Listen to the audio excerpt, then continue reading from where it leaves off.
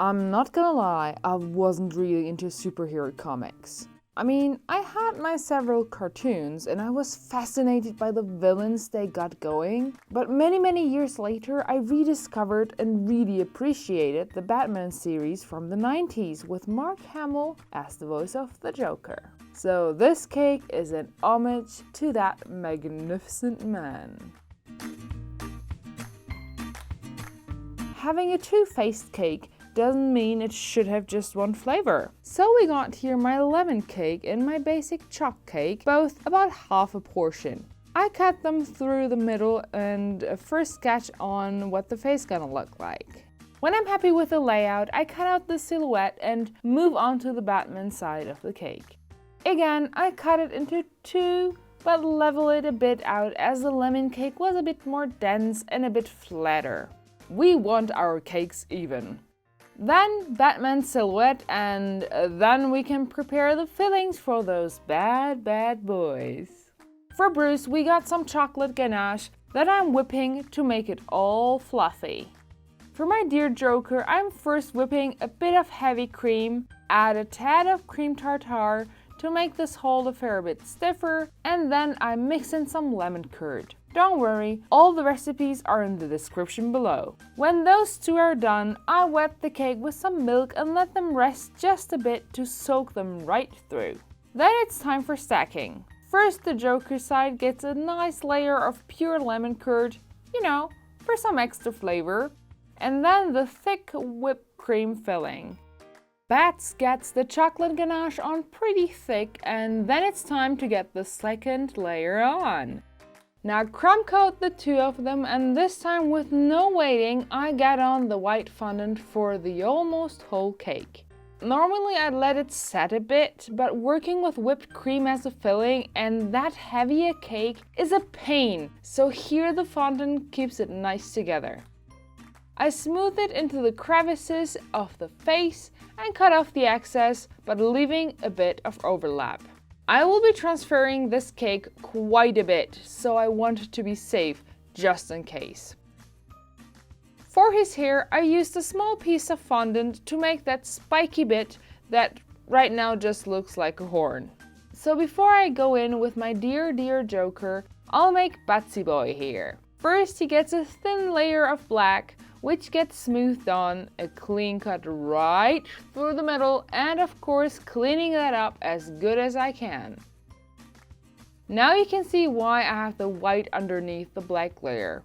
I just need to cut out the eye carefully and clean up the edges, and ta-da! You got that finished in no time! I'm doing the same for his mouthpiece, so just cut it out, but I didn't want to have Bruce so paper white, so I rolled out a thin layer of the light beige I used for the Witcher and cut it a tiny bit bigger than the hole I made. I removed it, made the surface a tiny bit wet so that it can stick together without a problem. I put it into its place and just smoothed the edges underneath the mask. I could have made the cutout a bit bigger so that it looked even better, but well, I'm learning with each new project here and you're watching me improve. The ever gloomy Batman gets his signature frown with a snake of black fondant that I attached with teensy bit of water and cut out the excess, of course. Then an even tinier bit for it to look properly pronounced, and finally I can get my hands on the Joker. As I was already busy with the black, I directly outlined the eye with some water and moved the snake onto the right position with some pinching here or there. A tiny ball for his pupil, and that's done. I use a pretty thin snake of fondant for that huge nose of his and carefully string that into place with water and my other tools. Basically an X-Acto knife in my hands. The best tools a person could ever have. What is the Joker without his iconic grin? So here he gets the thinner upper lip and the thicker looking lower lip, which I cut to the right size after wetting the surface sufficiently. I pushed the snake down as well to make the lip, look more pronounced. After that, I needed to make the teeth. I achieved that by carefully cutting into the fondant, but not cutting through though. I was extra careful not to cut the lips. It is not super visible here, but it makes a big difference, trust me on that. And our last piece is the green hair. I wet the surface where that's gonna go and cut that hairline before I put it on. I don't want to contaminate the white like I did with Batman's eye right there. I smooth that on, cut off the excess, just brush off that leftover starch, and that's done. Or so I thought. I wanted to break away from the complete white of the Joker's face and get some diluted yellow food coloring to color in his teeth and his eyes as well. It doesn't look so extreme, and I like that subtle yellow tang. Again, it might not be very visible here, but the black of Bat's mask was a bit patchy because of the starch, so he gets a layer of black food coloring, which first made him a bit shiny, but it dried pretty mattish. Thank God.